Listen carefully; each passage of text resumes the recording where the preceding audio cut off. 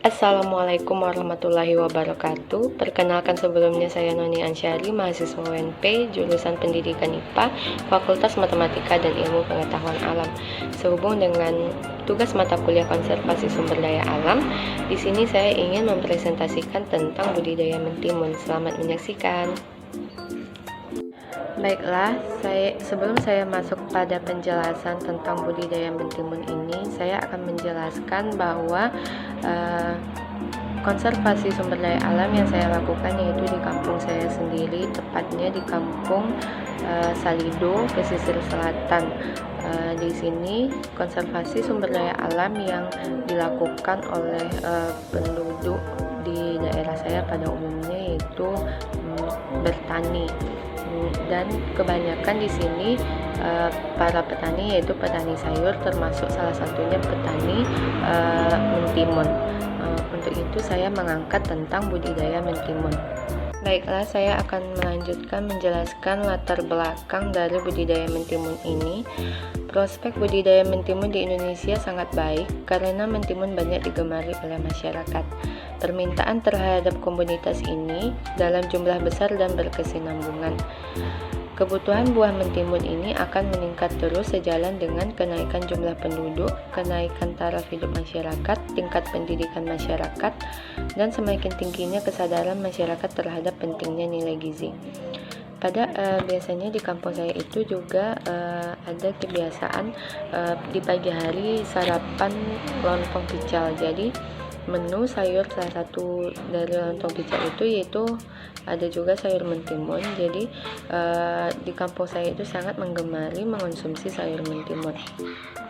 Lanjut kepada tujuan dari budidaya mentimun ini, ada dua, yaitu yang pertama kita mengetahui teknik pembudidayaan tanaman mentimun secara tepat, baik dan benar. Yang kedua, mengetahui faktor-faktor yang mempengaruhi pertumbuhan mentimun. Baiklah, selanjutnya di sini saya akan menjelaskan metode dari budidaya mentimun ini. Ada 3 metode. Yang pertama yaitu pengamatan lapangan, yang kedua wawancara dengan pihak terkait, yang ketiga studi pustaka. Yang pertama, pengamatan lapangan dilakukan terhadap rangkaian proses budidaya mentimun di kebun mentimun. Itu kita langsung mengamati ke lapangan terkait dengan budidaya mentimun tersebut. Yang kedua yaitu wawancara dengan pihak terkait. Wawancara dilakukan untuk klarifikasi terhadap berbagai permasalahan yang dihadapi di lapangan. Wawancara dilakukan kepada petani dari kebun mentimun tersebut. Jadi saya mewawancarai mewawancarai petani dari kebun mentimun tersebut, dan saya mempersiapkan pertanyaan berdasarkan tujuan di atas. Ada 2 tujuan. Jadi bagaimana teknik pembudidayaan itu, kita mendapatkan informasi dari petani kebun mentimun tersebut. Selanjutnya studi pustaka. Studi pustaka dilakukan untuk memperoleh pembuktian dan alasan-alasan ilmiah dalam melakukan analisis terhadap berbagai macam permasalahan yang dihadapi di lapangan. Selain itu, studi pustaka juga dilakukan melalui proses pengumpulan data dari wawancara di lapangan. Baiklah, masuk kepada hasil penelitian. Jadi kebun mentimun ini tepatnya terdapat di Kampung Laban namanya, Kenegarian Salido. Jadi hasil penelitiannya kita dapatkan dari wawancara kepada petani. Hasilnya kita dapatkan daerah Laban sangat cocok untuk budidaya mentimun. Budidaya mentimun membutuhkan cuaca hujan minimal 2 kali seminggu pada daerah tersebut. Daerah Laban memiliki jenis tanah yang cocok untuk membudidayakan mentimun dan tanahnya kaya akan humus. Pemupukan memakai pupuk kandang. Kendalanya yaitu diserang hama. Untuk menghindari hama, maka tanaman mentimun disemprot dengan cairan anti hama. Buah mentimun berkembang dengan normal. Ini kita masuk kepada kesimpulan. Kesimpulannya ada 4. Yang pertama, untuk menanam tanaman mentimun sangat memerlukan ketelatenan karena mentimun rentan dengan serangan hama. Yang kedua, penyiraman tanaman mentimun dilakukan 2 kali sehari. Yang ketiga, tanaman mentimun ini harus mendapatkan sinar matahari yang cukup agar pertumbuhan maksimal.